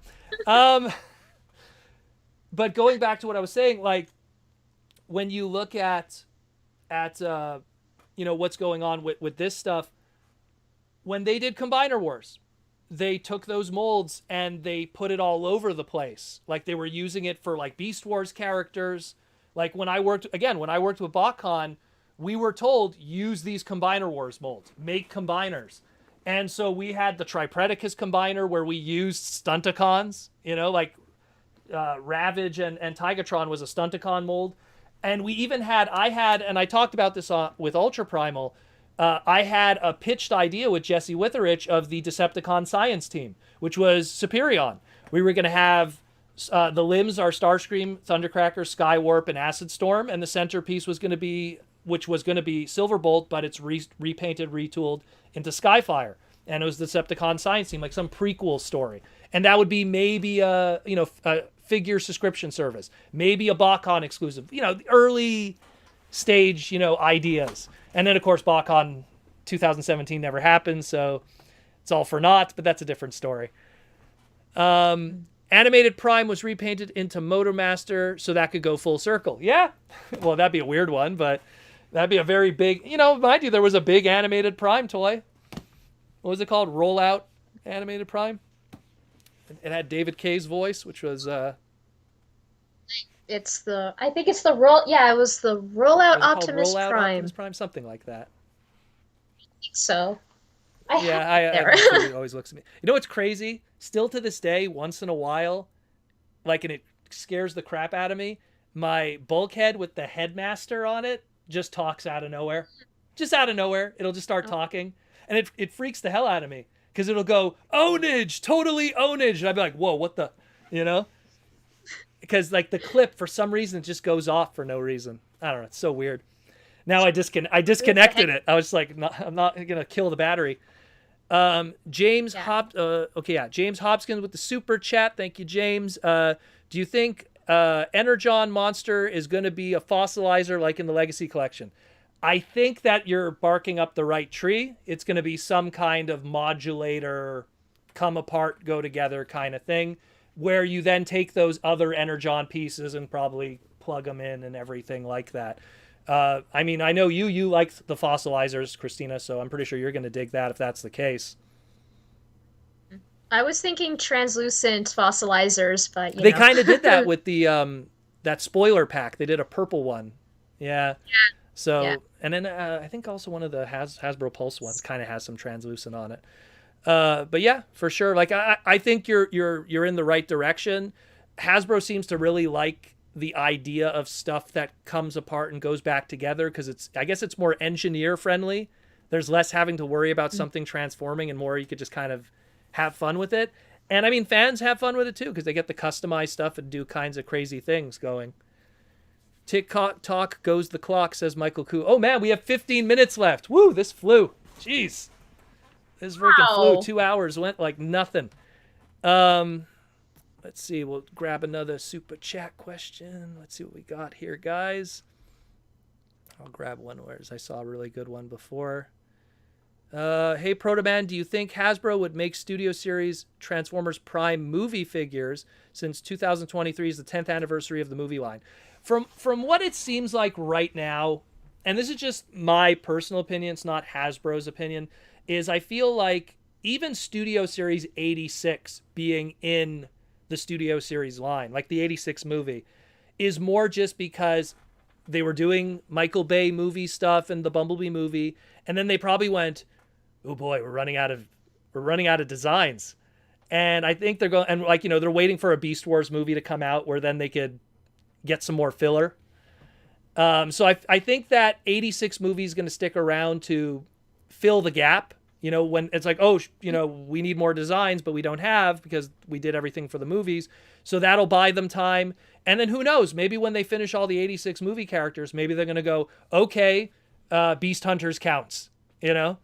Okay, Beast Wars second, the movie counts, you know? Like the one that had Majin Zarek in it, you know? Like maybe they'll say that counts, you know?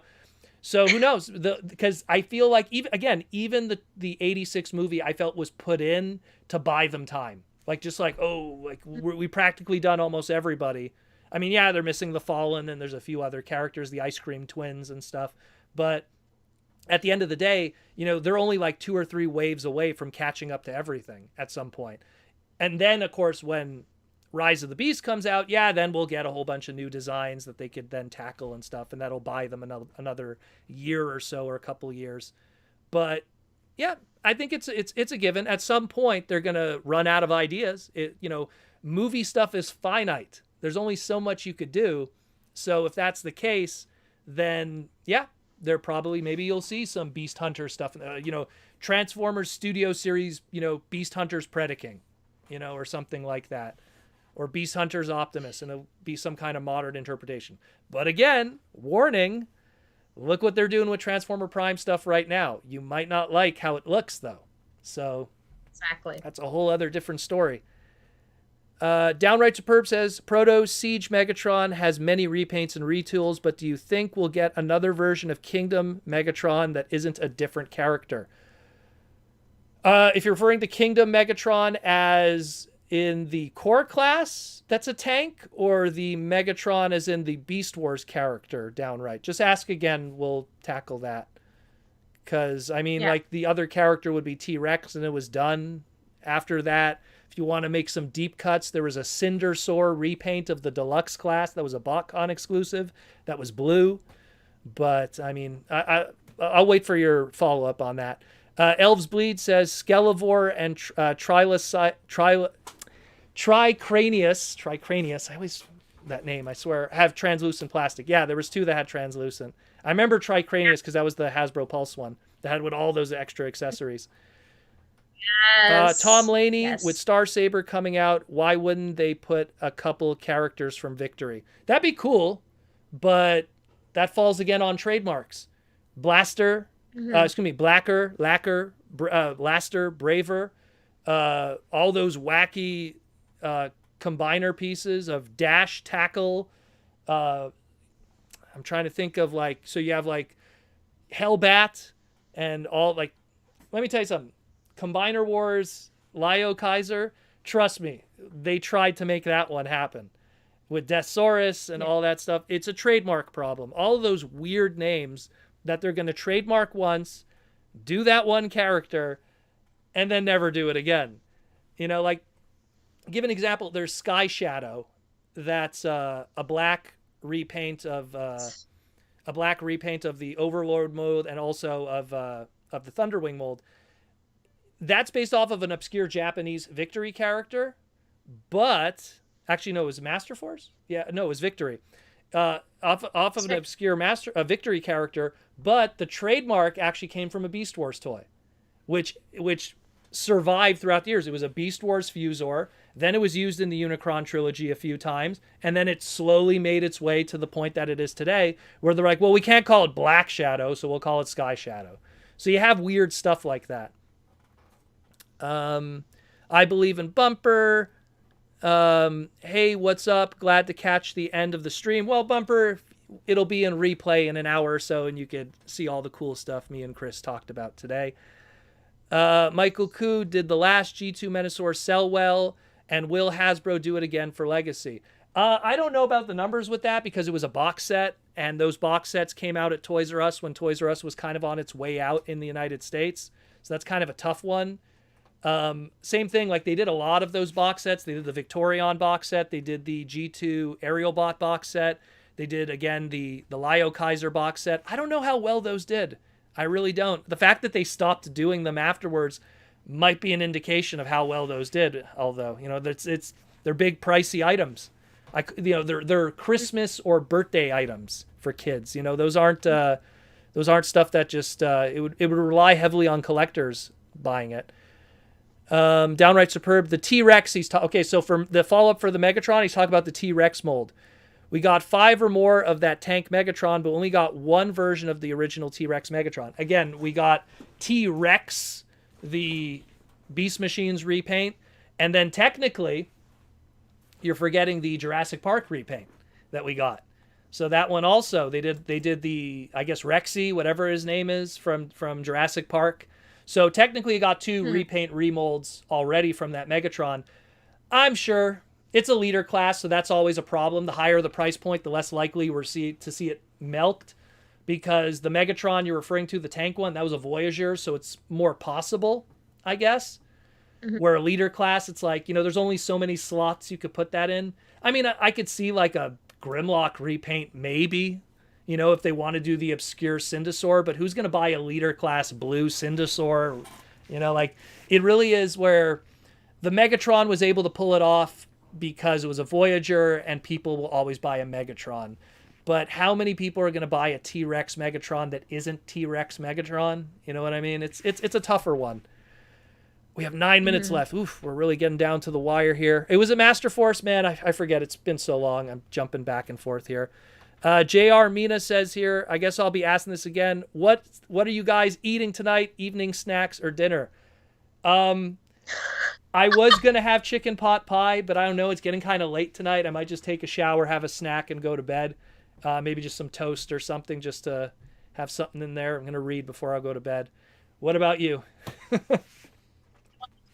No idea. I'm going to go downstairs afterwards and figure it out.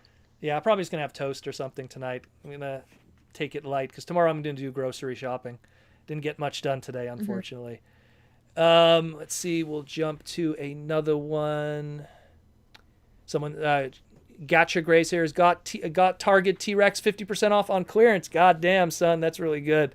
I would love to get that 50. I would love a Target here in Canada. I blame Quebec for why it got ruined, but language laws completely destroyed that. But yeah, I would love to get a 50% off. Give me a 50% off T-Rex, please. And the Thank thing is, you. what I love the box for that thing too, just because it's technically the only Beast Machines toy that we've gotten in years. Like it's when you really think about it, because what have we gotten really? If you don't count Alpha Strika, we got this little tiny turbo changer of Strika that's like it's in terrible colors too. We got a gold super chat from Quick Randy. What's up, Quick Randy? Hey gang. I kind of hope that Bulkhead gets remolded into Energon Prime. Yeah, that's what we were talking about earlier before. I hate the five HE original mold. Oh, you're talking about the original mold. You hate the original mold, but love the colors. I think that mold or that recent floating stand prime will work with it. Oh, you're talking about that Tesegrity Prime. What are those 10 Segrity stands that float? I only learned about those recently. I didn't even know what those were a thing. Yeah, sure. Well, again, I could see it being done as that. Again, the rumor is that it's going to be Prime Optimus Prime, but look, these molds we're going to see for the next 2-3 years, and they're going to do a ton of stuff Yeah. with it. So I'm sure at some point it's going to be used for a lot of different things that are bouncing around in our noggin. Like even Japan. Japan's going to be like, oh, I see Super Link Prime there. Like they could probably do something even, some Wonder Festival exclusive. Um, let's see. Got called Pulse Premium 1027. I don't know what you're talking about, Michael. um, let's see.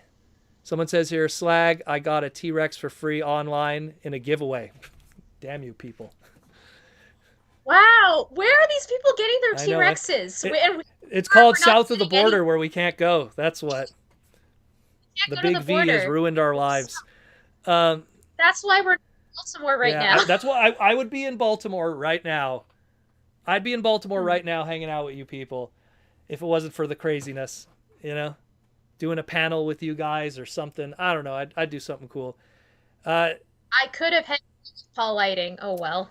Next Downright time. Superb says, Christina, you're a super hyped for that 3D Kirby. Oh, are you super hyped about that new 3D Kirby game? Yes. Gosh. Yes. I'm gonna get it first day pickup because I keep hearing through the grapevine everyone's gonna do that. So you're gonna see me go to my local Best Buy and picking It's that up. interesting. It's like a post-apocalyptic, like he's in some kind of dead city. Kirby. It's very very weird for The the franchise, eh? the current lore states that because in Kirby 64 there is a frozen Earth called Shiver Star, Oh, so people she's schooling me now. You and Pulse Dragon, Julian, who hangs out with me from Montreal. He's also a freaking huge Kirby lore fan. He's like big into it. He was so hyped when he saw that. Okay, so there is, so it makes sense. Okay, it's because I'm just used to playing the games and going like, oh, it's cute. And, like I didn't know there was a parallel Earth something going on there. Interesting. there's some deep lore in Kirby, and everyone gets shocked about it every time. Here's one for you, Christina. Princeton Phalanx 50 says, have to say this is the prettiest live stream you have done. Well, thank you. I know. I didn't even shave for this one. I'm going to shave tomorrow. I didn't go out today, so I was like, I'm not going to bother. I just want to give a shout out also again to Symbiote Studios that hooks us up with our clothes, our clothing line. There's going to be new shirts coming, so stay tuned for that. We'll try to send some to Christina too, just so it's on someone that's more worthy of it. But yeah, symbiotestudios.com. Check the description below. Check out their stuff. Let them know Proto sent you. I know some people bought some really cool stuff recently. Apparently, someone bought a whole bunch of Soundwave shirts because they liked the Soundwave shirt I was wearing. Pulse Premium. Michael Koo says Pulse Premium 1027 Hasbro Pulse live stream for Pulse members. Oh, he's saying at the specific time for it. Okay. Oh, Okay. okay. I didn't understand Michael at first. We have another one here. I think I missed. Let me just check. I want to be sure I don't miss anyone's here because we have 3 minutes left. Let me.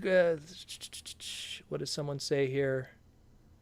Hey Proto, what do you think is possible repaints for Legacy Insecticons as deluxe Insecticons. We actually talked about that at the beginning of the stream. Mecha Man Blade. Sounds like a Mega Man name, just like me.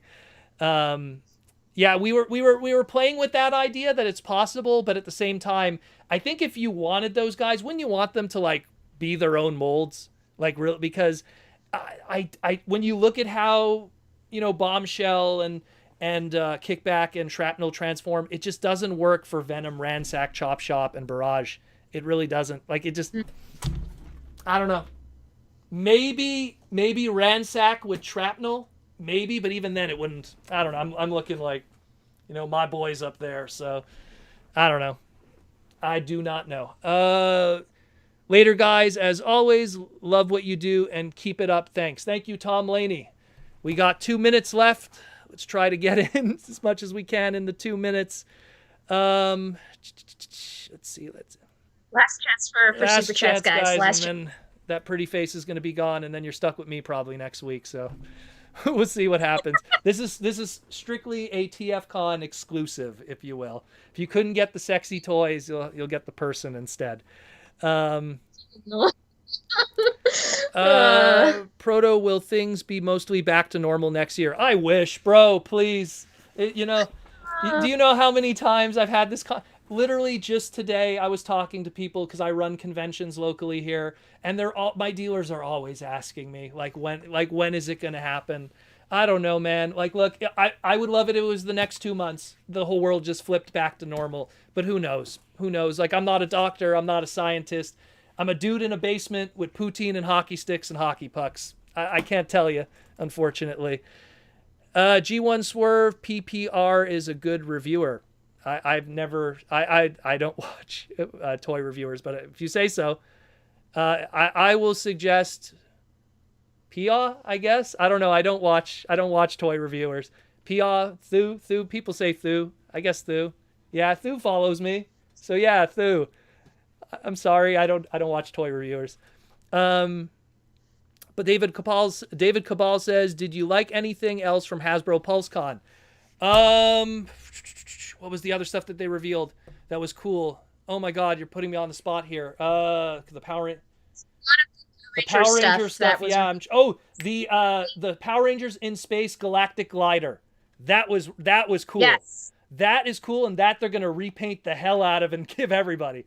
That was probably my favorite thing out of the non-Transformer stuff. The Star Wars stuff, the Cantina playset looks kind of cool, but it's not the Cantina I want. I want like a crazy big Cantina playset from the first movie. And we'll take the last super chat question of the day from Joseph Ritter. What? Why does she not have any Transformer plush in the background? You should hook her up. Also, Kirby manga is great. Yes, I will be picking that up on sale eventually when Indigo just releases another Viz sale. Is there a Kirby manga that's translated? I didn't know.